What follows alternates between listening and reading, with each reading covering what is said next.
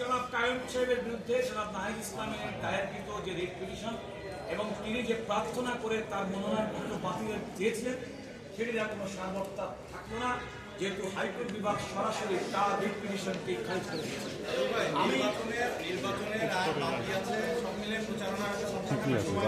এত পেঁচাইতে নিউজ হয় এত ভোট চলে যায়। আমি শুধুমাত্র আপনার এই বক্তব্যের জবাবে বিজ্ঞ অ্যাটর্নি জেনারেল আজকে সুপ্রিম কোর্টে যে কথা বলেছেন এবং হাইকোর্টের সেটা রিপিট করতে চাই। একটা নির্বাচনী দীর্ঘ প্রক্রিয়া ইতিমধ্যে আমাদের জানা মতে প্রত্যেকটা নির্বাচনী আসনের ব্যালট পেপার ছাপা হয়ে গেছে। অনলাইন পোস্টাল ব্যালট যেগুলো বলি আমরা, পোস্টাল ব্যালট, সেগুলো কিন্তু ছেড়ে দেওয়ার জন্য অনেকগুলো ব্যালট চলে আসছে। সুতরাং নির্বাচনী এই প্রক্রিয়ার ক্ষেত্রে কোনো রকম বাধাগ্রস্ত করা কোনো পক্ষ থেকে কাম্য না। এবং একটা খেয়াল করে দেখবেন যে এই সুপ্রিম কোর্টে নির্বাচন কমিশনে আপিল বিভাগ পর্যন্ত যতগুলো মামলা, কোনো মামলায় কিন্তু বিএনপির কোনো প্রার্থী কিন্তু বাদী হয়নি।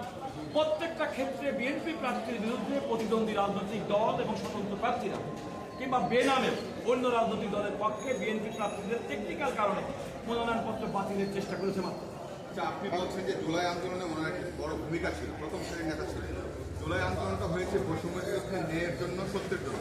তাহলে আজকে উনি নিজে এসে এই আবেদনটি করেছেন, এই আবেদনটি কিন্তু আসলে আপনাদের কথা মতো মিথ্যে একটি আবেদন, যে তিনি ওই দেশের নাগরিকত্ব নেননি। তাহলে মিথ্যার উপর ভর করে এই ধরনের একটা আবেদন করাটা কতটুকু নৈতিক হয়েছে ওনার জায়গায়? দেখুন, আমি একটা কথা বলি, একজন যে কোনো ব্যক্তি আইনের আশ্রয় নিতেই পারে এবং আমরা আমাদের বক্তব্য উপস্থাপন করেছি। জনাব নাহিদ ইসলামের রিট পিটিশন যেটা বলেছেন তার সার্বত্তা নেই। তিনি নির্বাচনে প্রতিদ্বন্দ্বিতা করছেন, প্রতিদিন সোশ্যাল মিডিয়াতে, জাতীয় পত্রিকাতে প্রতিদিন তার বক্তব্য আসছেন, তিনি ভোটারদের দ্বারা দ্বারা যাচ্ছেন এবং তিনি ভোটারদের কাছে ভোটারদের আস্থা অর্জন করে নির্বাচিত হবেন, এটাই প্রত্যাশা।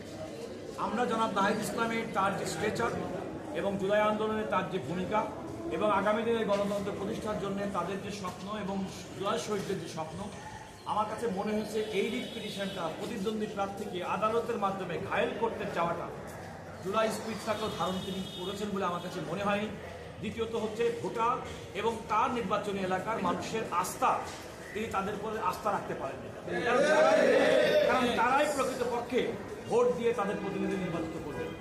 অধিকাংশ ক্ষেত্রে আমরা দেখছি যারা ভোটের মাঠে দুর্বল তারা বিভিন্ন রকম ভোটের সাথে আশ্রয় গ্রহণ করছেন বলে আমরা দেখি। নাহিদ ইসলামের এই পার্টটা শুধু শুধু অর্ডারটা নাহিদ ইসলামের খারিজ, ফলাফল কি এইটুকু শুধু।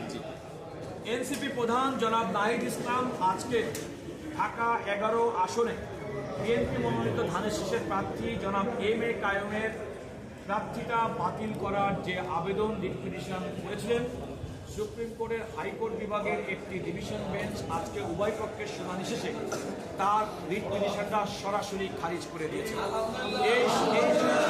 এই সরাসরি খারিজের মাধ্যমে তিনি জনাব এম এ কায়েমের অন্য দেশের নাগরিকত্ব গ্রহণের যে বিষয়টি তিনি উল্লেখ করেছেন তার কোনো সারবত্তা থাকবে না।